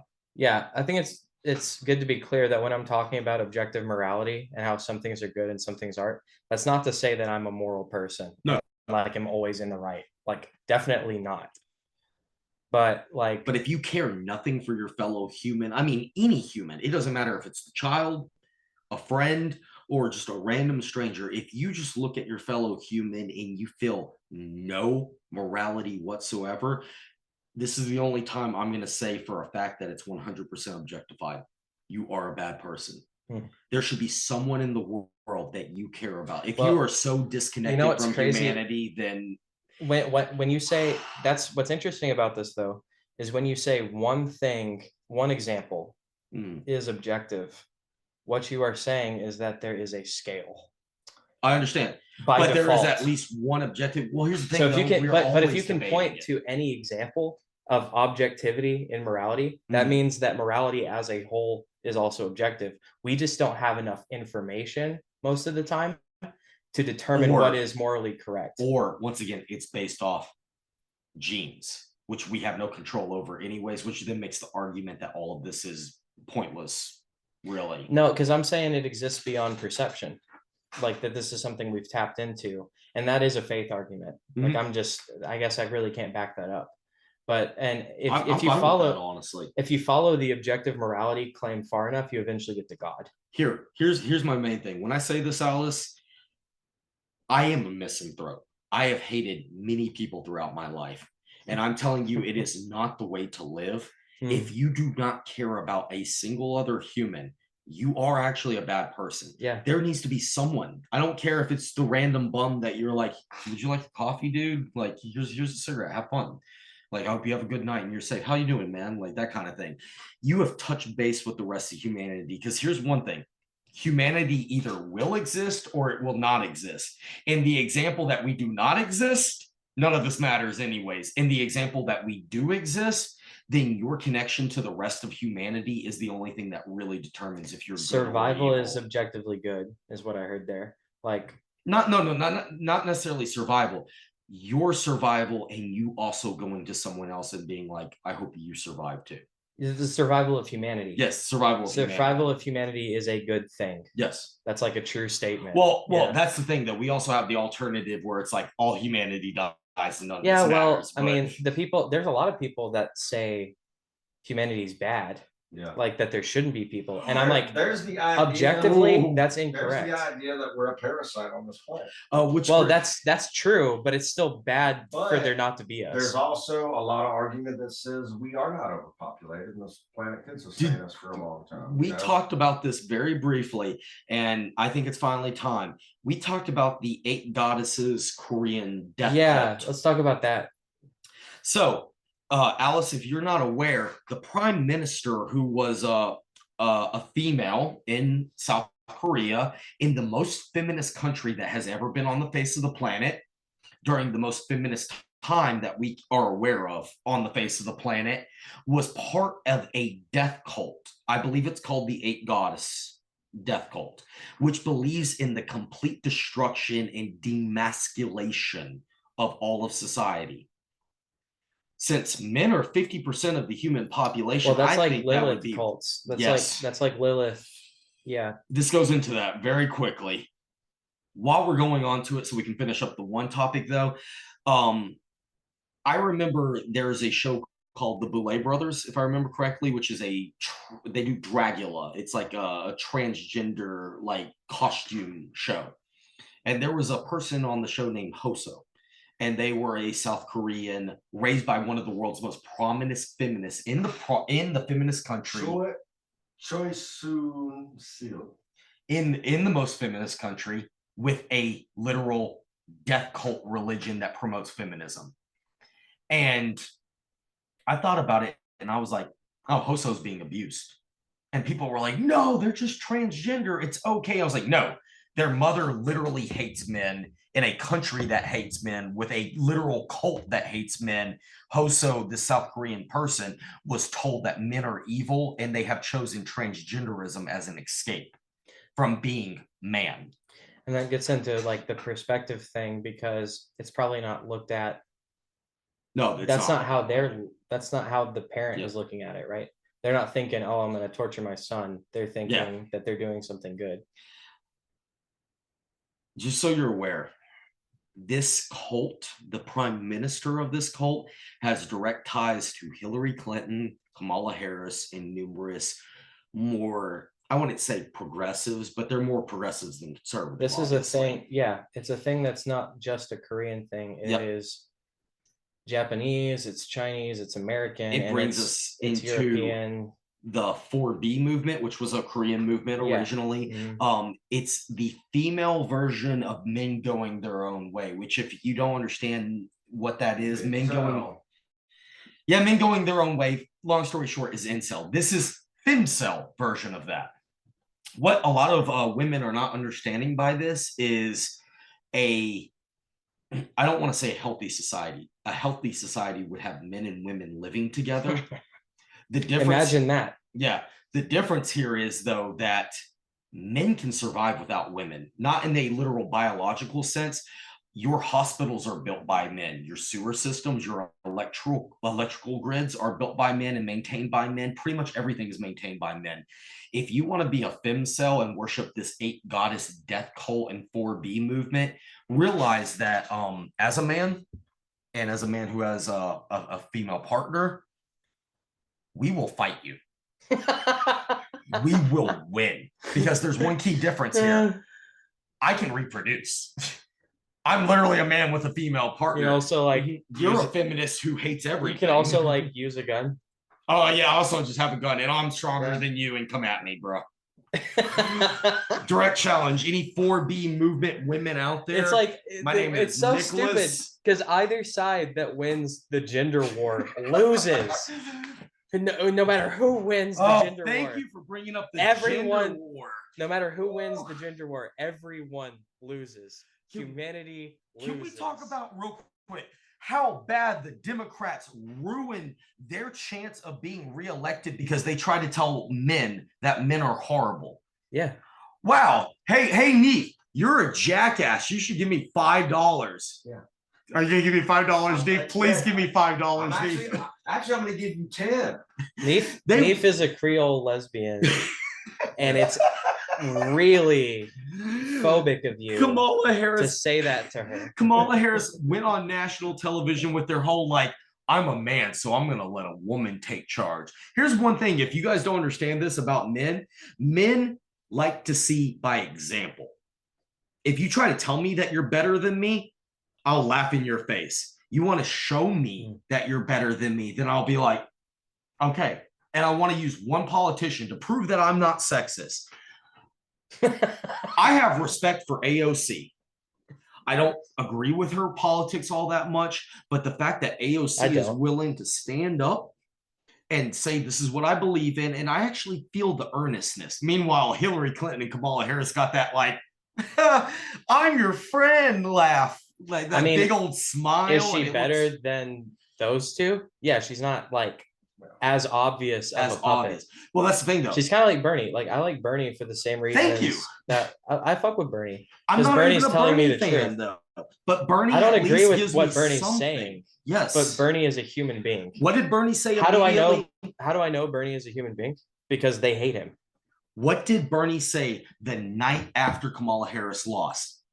The Democrats ignored the working class and they get what they deserve. Yep. I don't agree with anything else Bernie says, but the fact that he said that right there, and I don't have to agree for him than that. That's just an objective statement. They ignored the working class people. It's obvious. And Bernie Sanders is right. And that's the same feeling I get from AOC. And though I might not agree with her and I might not vote with her, if AOC were to be president, she's definitely better than Kamala or Hillary. If AOC were to be president, I would not be upset. Yeah. It's not a put on. Yes. She might be at least she's being about honest. what she's passionate I totally agree. about, but at least she is trying to go in there, and I can't. I mean, really can't. I guess I also respect her for that, just being That's honest. Exactly. But I really can't stand most politicians. Yeah, and I don't think AOC would do the gender war battle. AOC has always been about classism more than anything, and I can get behind classism to an extent. You got so many great sound bites this episode. Oh man, I can get to it, man. I stand behind classism. What is cynicism?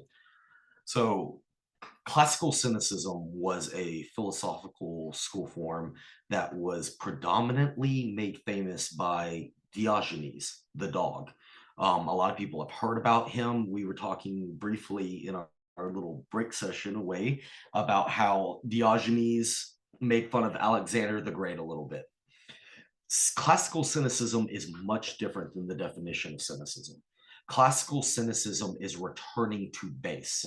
And we've talked about it a little bit in our previous morality conversation. A cynic is very pragmatic, but even pragmatism is too much for some cynics. At the end of the day, why do you eat? You eat because you need to, because you will die. That is the base answer. And so I eat because I want to. My body tells me. Then people are like, well, I eat because I want to, and now I'm gaining weight, for instance. And it's like, no, you ate for other reasons other than cynicism. You ate because you were giving into hedonism and other philosophical things. Diogenes the dog pioneered this mainly by living in a giant jar. He would masturbate where he wanted to, he'd piss and shit and eat where he wanted to. Based.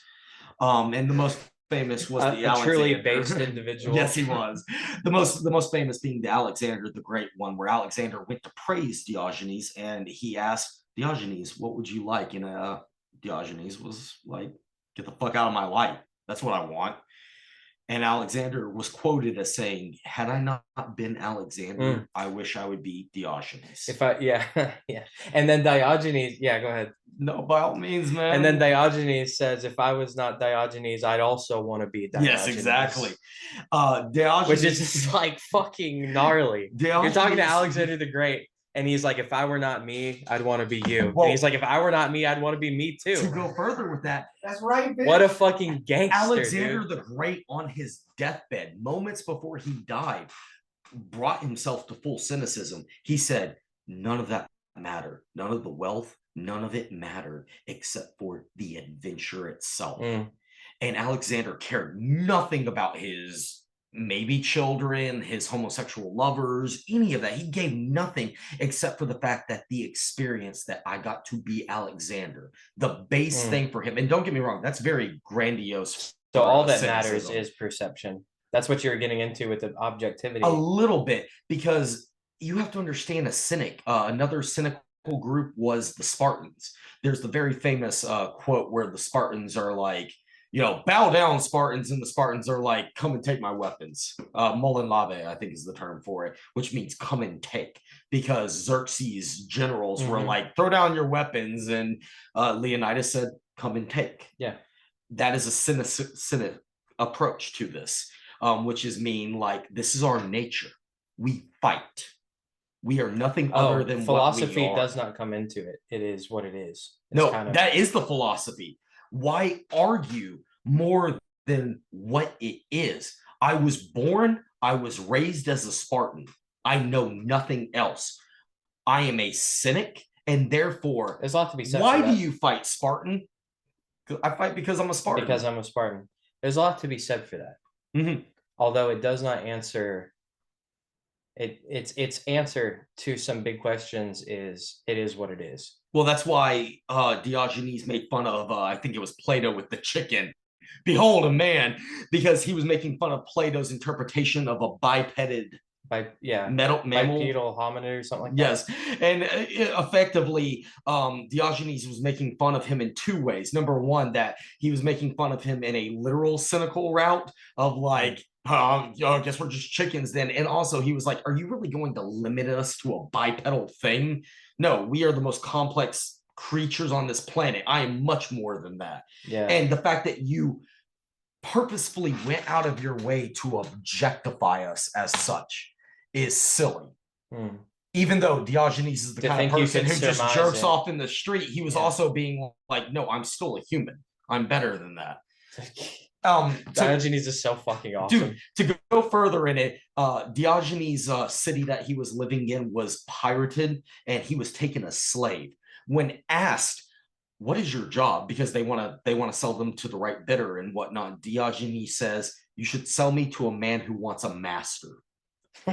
And they love that. And so the slave owner sold him to a man who would make Diogenes the tutor to his children. And Diogenes lived the rest of his days tutoring these children, who actually became... what's my job? I'm Diogenes, I'm Diogenes, yes, exactly. You take it as you will, in other words. Yeah. And so classical cynicism, I'm not going to try to say that, like, it's cool, because Diogenes makes that stuff sound cool. With how much he's just the best. But here's the thing, though. Guess what? Classical cynics. Han Solo, Indiana Jones, coincidentally, both Harrison Ford, pretty much Clint Eastwood in the old spaghetti westerns, all classical cynics. The man with no name. Yep, Blondie. All of them, classical cynics. Pretty much every awesome stereotype or archetype of a man you've ever met, classical cynic.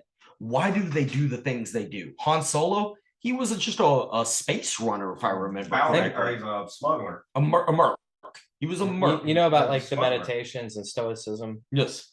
I think I lean more to stoicism than cynicism, just because it feels to me like cynicism just is what it is. Really, it's what it comes down to. One correction.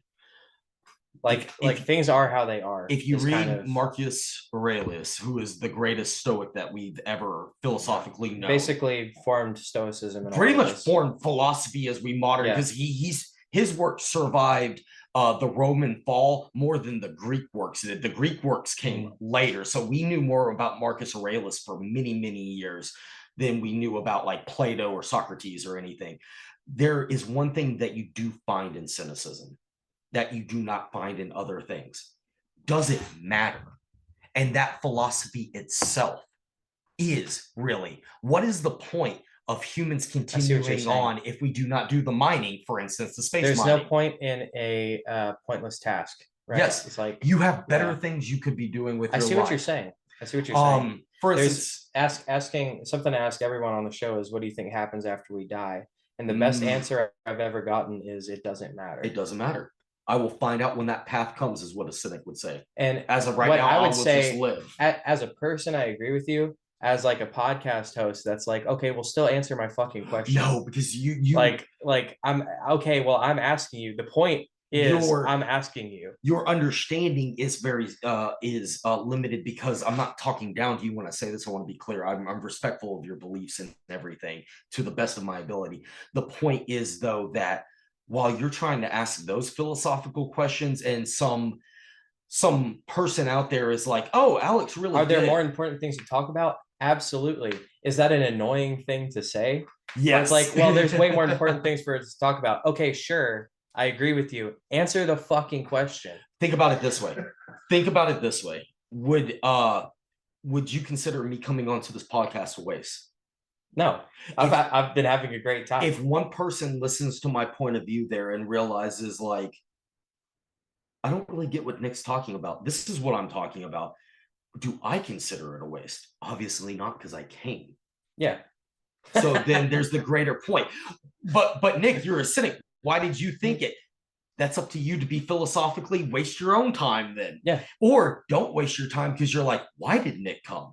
What did he think was important about this? What I do see in value about cynicism is that it's the is what it is part. Like, not trying to, okay, is morality objective? If you step outside of cynicism, you were able to give me an objective answer. Yes. But you're like, as a cynic, my answer is, it doesn't matter. Which I understand now. I understand what you're saying now. But it's like, I appreciate that, and I see the relevance in that. I do appreciate you for being open-minded, because I understand it's difficult for people to hear, because it sounds close to nihilism, doesn't it? Yes, but that's not quite what you. No, the point is, it's not the same thing. If we can go on a religious side note here, Nick, what is your religion? I'm an apatheist. Apatheist, excuse me. Pretty much, you don't care. I do not care. Okay. The reason why is, and that's a good answer. I'm a studier of theology. I hope that if there is such a thing as a Holy Spirit, or something can come down to me to bring me to some greater good in the world, by all means, I am welcome to it. Please come to me. Until that point, I will continue to do good by my philosophical arguments until the religious comes to me. In other words, no time is wasted here. Some people sit there their whole lives and they're like, God never came, No Country for Old Men. He says that at the very end. I always thought God was going to come into my life one day, and he just never showed up. And it's very like apathetic, nihilist, which is very, what is that guy's name? McCarthy? Is he the writer that Cormac McCarthy? Yes. He is very much like very nihilistic endings. He's like depressing, dark human being. The cynic just simply says, until that point, I'm going to keep fighting. You know what's ironic about that too is it's kind of like saying God is whatever my focus is attention to. He's the one. So I mean, if God's all powerful, then he leads me in the direction he wants me to. Why would I speculate about it when I should just do? Can I bring you my favorite Bible quote real quick? And I hope that puts it in perspective. You know the book of Job, Yes. or Job, as they would say in Used to be my Jewish. least favorite book, now one of my favorite books, now that I understand it. There is, Job says a very famous quote, and this is at the height of his depression. God has forsaken him. The antagonist, the Satan, if you will, has come Satan, yeah. has said to him, God, the only reason Job loves you is because you bless him so much. And do you remember Job? Do you remember what he was? I know exactly what you're talking about. And the elders, the wise men come to him and say, you should rebuke and God. how little wise they were. For those of you, Alice, out there who are unaware, Job was actually a rich man, but he was not an evil man. And this is proven by the whole quotes from Jesus Christ when Jesus says, it is easier for a camel to get through the eye than it is for a rich man to get into heaven. That is not socialism. Jesus is just saying it is easier for a poor man. Easier for you. Job was the example of the rich man who was a righteous man. And God loved him. He loved him almost as much as he loved Moses, which, if you know Old Testament, God and Moses were like this. Moses is one of the only people that God said, you do not die. I will have an angel come pick you up. That's Enoch. bring. Nope, it was Moses. Enoch was another one. You are not wrong. Moses did not have a physical death. Really? He was brought up to heaven. Interesting. Technically, that does mean he died. It might be a translation thing. But it talks about like the word for disappearing could be interpreted as death. So it was more like brought up to the bosom kind of deal, which God was all about, bringing up the bosoms. He really loved that stuff. Job was another favorite of God. Job was a good man. And Satan said the only reason that he loves you is because you blessed him. So God was like, check this out. He told Satan, you can do anything to Job that you want, but you must not God's kill him. An asshole. And he took from him his lands, his family. He diseased him, probably made his dick fall off, like the whole shebang, man. And Job makes this quote, and it's my favorite quote in the whole Bible. I am the brother to dog, and I'm the friend to owls. My lungs are blackened, and my body is burnt. And he curses himself. He does not curse God. He curses himself. But he says to the wise men, I will not do that.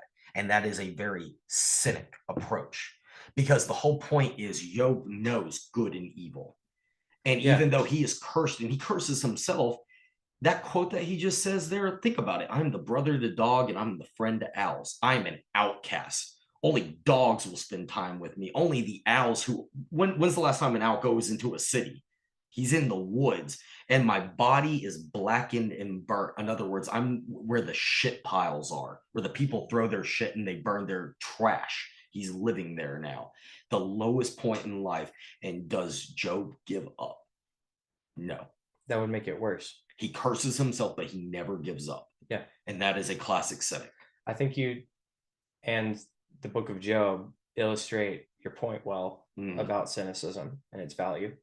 Because at the end of the day, does it matter if God does forgive him or not forgive him, take him back into grace or not? What I would say to all that is, as bad as it is, it would make it worse to bitch and moan about it. That's effectively what it is. Yeah. He has one moment of weakness when he curses himself. Then the wise men come and Job says, no, be gone from me. And then right after that moment, when Job is at the least important part of his life, is when, I think it's an angel, but it might be God incarnate, comes down and says, I'm so sorry. Here's everything back, and gives it all back to Job. Yeah, well, he gets a different wife and kids. Oh, he does get a different wife and kids. He upgrades. It's not the same one. God's like, here you go. A younger wife. He's like, what the?